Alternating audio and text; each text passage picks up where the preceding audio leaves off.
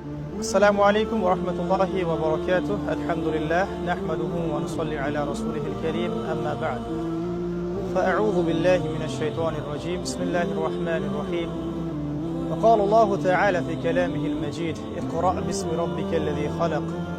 كما قال الله تعالى: ورتل القرآن ترتيلا.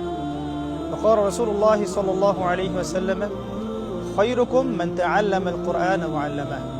প্রিয় দিনী ভাই ও বোনেরা, আপনি জানেন কি শুধুমাত্র এবং শুধুমাত্র তাজবিদের সাথে বিশুদ্ধ করে আল কোরআনুল কারীম তিলাওয়াত না শেখার কারণে প্রতিনিয়তই আমরা আমাদের সালাতে, আমাদের তিলাওয়াতে, আমাদের জিকির আজগারে, দোয়ায়, আমাদের মুনাজাতে, এমনকি আমাদের দৈনন্দিন ওজিফায় এমন অনেক ভুল করে বসছি, যেই ভুলগুলোর কারণে কখনো কখনো ঈমান এবং কুফর, তাওহীদ এবং শিরকের মতো পার্থক্য হচ্ছে। ফর এক্সাম্পল, আমরা যদি আলহামদুলিল্লাহি রাব্বিল আলামিন বলি তাহলে অর্থ ঠিক থাকে, কিন্তু যদি আমরা আলহামদুলিল্লাহ বলে ফেলি অর্থ বিকৃত হয়ে যায়। কেউ যদি বলে কুল হুয়াল্লাহু আহাদ, অর্থ ঠিক থাকে। যদি আমরা বলে ফেলি কুল হুয়াল্লাহু আহাদ, অর্থ ভুল হয়ে যাবে। আবার কেউ যখন বলছেন কুল ইয়া আইয়ুহাল কাফিরুন লা আ'বুদু মা তা'বুদুন, অর্থ ঠিক আছে। কিন্তু যখন আমরা বলছি কুল ইয়া আইয়ুহাল কাফিরুন লা আ'বুদু মা তা'বুদুন, তখন অর্থ চরমভাবে বিকৃত হচ্ছে। আর এভাবেই শুধুমাত্র মদের পার্থক্যের কারণে, অক্ষরের পার্থক্যের কারণে, মাখরাজের পার্থক্যের কারণে আমাদের প্রতিদিনের কোরআন তেলাওয়াত, জিকির আজগার, সালাত, তাসবিহ তাহলিল, আমাদের দোয়া এবং ওজিফা, এগুলোর মধ্যে জেনে বা না জেনে অগণিত অসংখ্য ভুল আমরা করে ফেলছি নিজের অজান্তেই। আলহামদুলিল্লাহ, প্রিয় দিনী ভাই ও বোনেরা, আমরা এই মর্মে আপনাদেরকে অবগত করতে পেরে অত্যন্ত আনন্দিত বোধ করছি যে এই চতুর্থবারের মতো তহা জিন্নুরাইন ইসলামিক অনলাইন মাদ্রাসার ব্যবস্থাপনায় শুরু হতে যাচ্ছে পবিত্র কোরআনুল কারীম শিক্ষার একটি অনন্য আয়োজন, authentic recitation of the glorious Quran season 4। ইনশাআল্লাহ তাআলা উক্ত কোর্সটি সম্পন্ন করার মধ্য দিয়ে ঘরে বসেই জেনারেল শিক্ষিত দিনী ভাই ও বোনেরা মাত্র 2 থেকে 3 মাসের ব্যবধানে পবিত্র কোরআনুল কারীমের বিশুদ্ধ তিলাওয়াত শিখতে সক্ষম হবেন ইনশাআল্লাহ। উক্ত কোর্সটি সম্পন্ন করার পর পর্যায়ক্রমে এমসিকিউ, লিখিত এবং ভাইভা এক্সামের মধ্য দিয়ে আমরা বাছাই করব আমাদের সেরা 10 জন শিক্ষার্থীকে।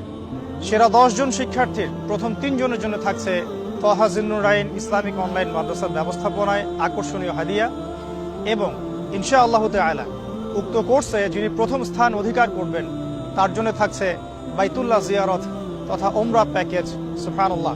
আল্লাহ রাব্বুল আলামিন আমাদের সকলকে খালেস নিয়াতের সাথে, পরিপূর্ণ ইখলাসের সাথে আল্লাহ রাব্বুল আলামিনের পবিত্র কালাম মুবারক আল কোরআনুল কারীমকে শেখার, জানার, বোঝার এবং আমল করার তৌফিক দান করেন, আমিন। তাই দেরি না করে আজই রেজিস্ট্রেশন করুন। বিস্তারিত জানতে চোখ রাখুন আমাদের অফিসিয়াল পেজ এবং ইউটিউব চ্যানেলগুলোতে। আল্লাহ রাব্বুল আলামিন আমাদের সবাইকে তার কালাম আল কোরআনুল কারীমকে বিশুদ্ধতার সাথে শেখার, জানার, মানার, আমল করার তৌফিক দান করুন, আমিন। ওয়া আখিরু দাওয়ানা আনিল হামদুলিল্লাহি রাব্বিল আলামিন। আসসালামু আলাইকুম ওয়া রাহমাতুল্লাহি ওয়া বারাকাতুহু।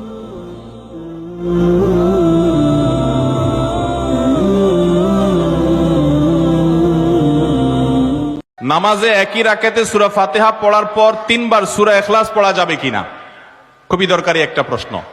সূরা ইখলাস কোরআনের এমন একটা সূরা, যেই সূরা শুধুমাত্র আমাদের আল্লাহর কথা বলা আছে। এই সূরাতে অন্য কোনো সাবজেক্ট নাই। এই সূরায় শুধু কার আলোচনা আছে?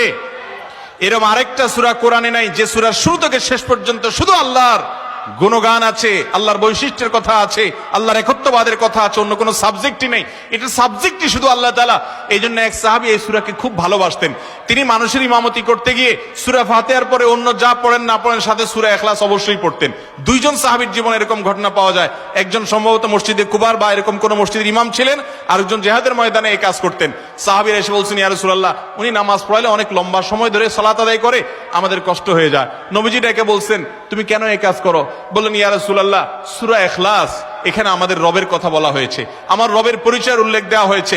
এটার নামই সূরা ইখলাস, তাওহীদকে খালেজ করার সূরা, শিরক মুক্তির সূরা, আমার রবের গুণের সূরা। এখানে অন্য কারোর ইস্যু নাই, শুধু আমার আল্লাহর কথা বলা আছে।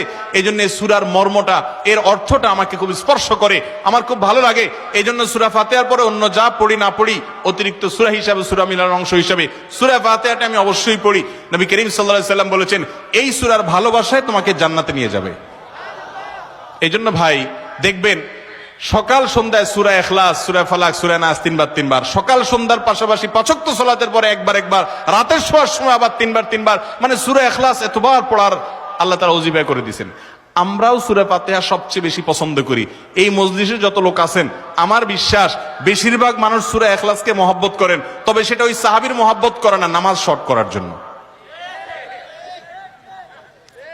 ঠিক না? অনেকে আছে দেখা যায় সূরা ইখলাস ছাড়া কিছু পড়ে না, কারণ কি? আয়তনে নামাজটা তাড়াতাড়ি শেষ করার জন্য। এইটার কারণে জান্নাতে যাবেন না, আবার খুশি হয়ে যায় না যে আমি এত বেশি বেশি পড়ি। আপনার নিয়ত যদি হয়, মতলব যদি হয় নামাজ সংক্ষিপ্ত করা, তাহলে হবে না। এই জন্য ভাইরা আমার, সূরা ইখলাসটা নামাজের মধ্যে কেউ যদি পড়েন বিভিন্ন রাকাতে, সূরার মর্ম উপলব্ধি করে তিনি ইনশাআল্লাহ সওয়াব পাবেন। এই সূরার তাফসীর জানবেন, একদিন ইনশাআল্লাহ কোন একটা প্রোগ্রামে কোন আলেম থেকে সূরা ইখলাসের তাফসীরের উপরে 1 ঘন্টা আধা ঘন্টা ওয়াজ শুনবেন, খুব গুরুত্বপূর্ণ। সূরা ইখলাস এটা যদি কেউ 3 বার 4 বার 5 বার পড়ে, শুধু সূরা ইখলাস না, অন্য সূরাও, সূরা ফাতিহার পরে আপনি সূরা ইখলাস 3 বার পড়লেন, সূরা ইযা জা 2 বার পড়লেন, অন্য সূরা 3 বার পড়লেন, কোনটা রিপিট করলেন, একই আয়াত বারবার পড়লেন, এটাতে কোনো অসুবিধা হবে না। আপনি বারবার পড়তে পারেন, কোনো অসুবিধা হবে না ইনশাআল্লাহ। তবে লক্ষ্য রাখবেন, প্রথম রাকাতের চাইতে দ্বিতীয় রাকাতটা তুলনামূলক একটু ছোট হবে। হ্যাঁ, আয়তনে পরিমাণে একটু ছোট হবে, এটাই সুন্নাহ। নবী করিম সাল্লাল্লাহু আলাইহি ওয়াসাল্লাম প্রথম রাকাত যদি 2 মিনিট ধরে পড়তেন, দ্বিতীয় রাকাত 1.5 মিনিট, অর্থাৎ একটু কমায়া পড়তেন, এটাই তার সুন্নাহ ছিল। বাস, এরপর আপনি এবার সূরা ফাতিহার পরে 1 সূরা বারবার পড়েন, হ্যাঁ, কয়েক সূরা বারবার পড়েন, বা অন্য একটা সূরা পড়ে আরেকটা সূরা বারবার পড়েন। সূরার মহব্বতের কারণে, মর্মের কারণে, একই আয়াত জাহান্নামের কথা আছে, জান্নাতের কথা আছে, আল্লাহর কথা আছে, সেজন্য আপনি বারবার পড়েন, কোনো অসুবিধা নাই ইনশাআল্লাহ। শুক্রবার ছেলেদের জুমার নামাজ শেষ না হলে মেয়েরা জোহরের নামাজ আগে পড়তে পারবে কি না, এবং পড়লেও নামাজ হবে না, এরকম অনেকে বলেন, এমনটি সঠিক কিনা? বনরূপসা, দেখুন, শুক্রবার বা জুমার দিনে মেয়েরা মেয়েরা পুরুষদের সালাতের অপেক্ষা করবেন না, বরং ওয়াক্ত হয়ে গেলে তারা সালাত আদায় করবেন। পুরুষরা মসজিদে সালাত আদায় করেছেন কিনা, সালাতের সময় হলো কিনা, এই বিষয়গুলো তাদের দেখার কোনো প্রয়োজন নেই, বরং মেয়েরা তারা খেয়াল করবেন শুধুমাত্র ওয়াক্ত হলো কিনা। যদি ওয়াক্ত হয়ে থাকে তাহলে সেক্ষেত্রে তারা তাদের বাসায় সালাত আদায় করবেন, এবং পুরুষদের মসজিদে সালাত আদায় হোক বা না হোক, এই বিষয়টি তাদের দেখার কোনো প্রয়োজন নেই। মুসলিম এক জায়গায় বর্ণনা করেছেন, রাসূল করিম সাল্লাল্লাহু আলাইহি ওয়াসাল্লাম 2 শ্রেণীর মানুষের জাহান্নামে যাওয়ার বিষয় নিশ্চিত করেছেন। তারা জান্নাতে যাবে না, জান্নাতের ঘ্রাণও পাবে না, এরকম কঠোরভাবে সতর্ক করেছেন। তাদের মধ্যে থেকে এক শ্রেণীর মানুষ হলেন ওই সমস্ত নারীরা, ওই সমস্ত মেয়েরা যারা এমনভাবে পোশাক আশাক পরে বের হন যে পোশাক পরা না পরা সমান। সেটা আঁটো সাঁটো অতিরিক্ত টাইট হওয়ার কারণে, অথবা অতিরিক্ত পাতলা হওয়ার কারণে, শর্ট হওয়ার কারণে, সংক্ষিপ্ত হওয়ার কারণে তাদের পোশাক পরা না পরা সমান, অর্থাৎ তাদের শরীরের অংশ প্রকাশিত হয় এবং তারা অন্যের দিকে ধাবিত হয়, ঝুঁকে পড়ে এবং অন্যকে নিজের দিকে আকৃষ্ট করে, এবং সেই সাথে তাদের মাথার চুলগুলোকে এমনভাবে বাঁধে, খোপা করে, যে সেটা মাথার উপরে আলাদা ওঁটের পিঠের মধ্যে যে কুঁজ থাকে, সেই ওঁটের কুঁজের মতো করে উঁচু করে বাঁধে। এটাকে নবী সাল্লাল্লাহু আলাইহি ওয়াসাল্লাম ভর্ৎসনা করেছেন, এবং এরকম যারা করে তাদেরকে জাহান্নামী হিসাবে আখ্যায়িত করেছেন, অর্থাৎ তারা জান্নাতে যাবে না, জান্নাতের ঘ্রাণও পাবে না, এরকম কথা তিনি বলেছেন।